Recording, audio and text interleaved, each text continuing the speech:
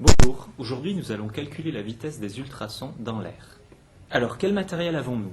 Nous avons un générateur de tension continue 15 volts, un émetteur d'ondes ultrasonores qui est alimenté par ce générateur, deux récepteurs d'ultrasons, d'ondes ultrasonores.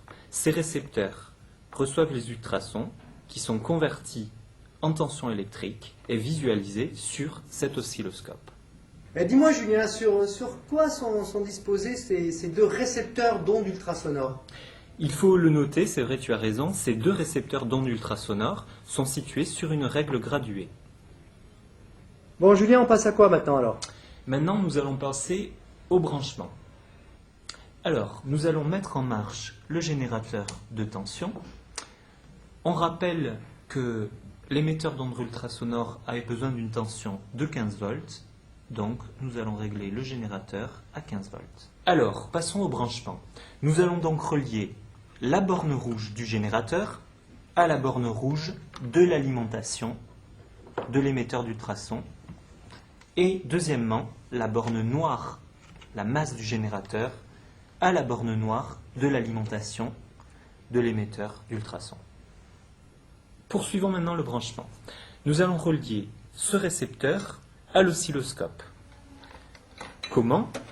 La borne rouge de la voie 1 de l'oscilloscope à la borne rouge du récepteur et la borne noire de la voie 1 de l'oscilloscope à la borne noire du récepteur. Cette borne noire est appelée comment? La masse.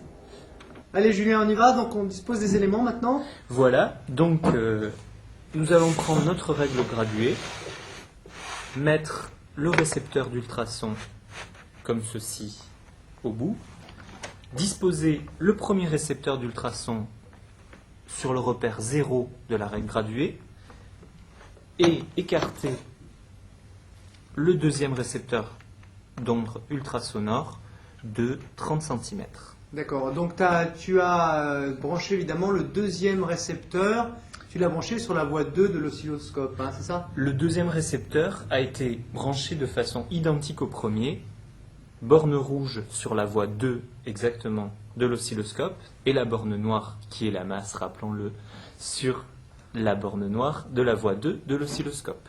Alors quels sont les deux réglages qu'il faut faire sur l'émetteur ultrasonore? Pour l'émetteur ultrasonore, deux petits réglages. Le premier, bien sûr, enclencher le bouton marche, et le deuxième, enclencher le bouton salve, qui va permettre à cet émetteur d'envoyer des salves d'ondes ultrasonores. Qu'est-ce qu'on fait maintenant? Maintenant, on va effectuer les réglages de l'oscilloscope. Bien, pour obtenir une bonne synchronisation, c'est-à-dire un signal très stable à l'écran, comment est-ce qu'on fait? Alors, pour obtenir un signal stable, on va effectuer la synchronisation en branchant la sortie signal de l'émetteur d'ondes ultrasons à la fiche externe de l'oscilloscope. Donc on fait ce qu'on appelle une synchronisation extérieure.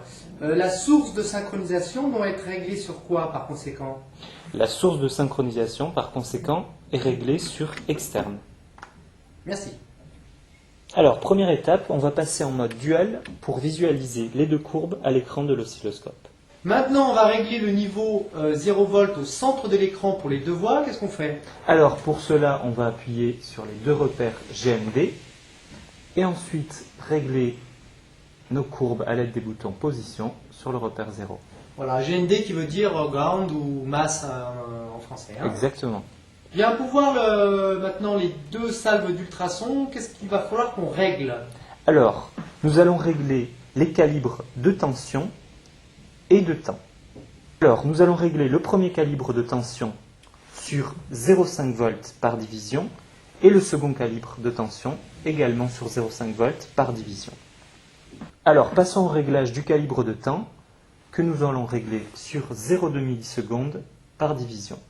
Est-ce qu'on peut régler l'amplitude de l'onde ultrasonore? Effectivement, à l'aide du bouton fréquence situé sur l'émetteur, on peut faire varier, augmenter ou diminuer l'amplitude de l'onde.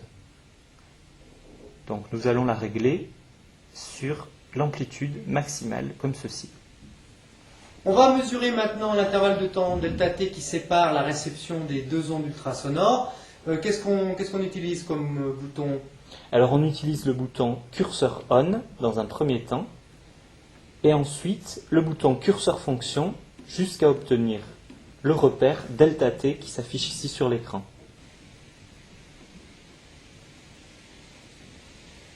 On va maintenant utiliser les boutons track et position de façon à placer les curseurs à l'instant où les ondes sont reçues par les récepteurs. Alors, à l'aide du bouton track, on va placer le triangle blanc sur le premier curseur. Puis, avec le bouton position, on va déplacer ce curseur à l'instant exact où l'onde est reçue par le premier récepteur. On va procéder de la même manière avec le second curseur. Avec le bouton track, on place le triangle blanc, puis on le déplace à l'instant où l'onde est reçue par le second récepteur. On obtient ainsi delta t de 0,896 millisecondes. Bien, on peut être content de nous. Qu'est-ce qu'il nous reste à faire maintenant? Il ne nous reste plus qu'à calculer la vitesse des ondes ultrasonores dans l'air. Calcul de la célérité des ultrasons, qui est égale à la distance parcourue par l'onde ultrasonore sur le temps de trajet. Donc, les deux récepteurs sont éloignés de 30 cm, nous l'avons vu, soit 0,3 m, et le temps de trajet a été de 0,896 millisecondes, soit 896 fois 10-3 secondes. La célérité de l'onde ultrasonore est égale à la distance parcourue sur la durée du parcours, c'est-à-dire 3,3 fois 10 puissance 2 mètres seconde moins 1, ou donc 330 mètres par seconde, ce qui est à peu près équivalent à la célérité des ondes sonores dans l'air.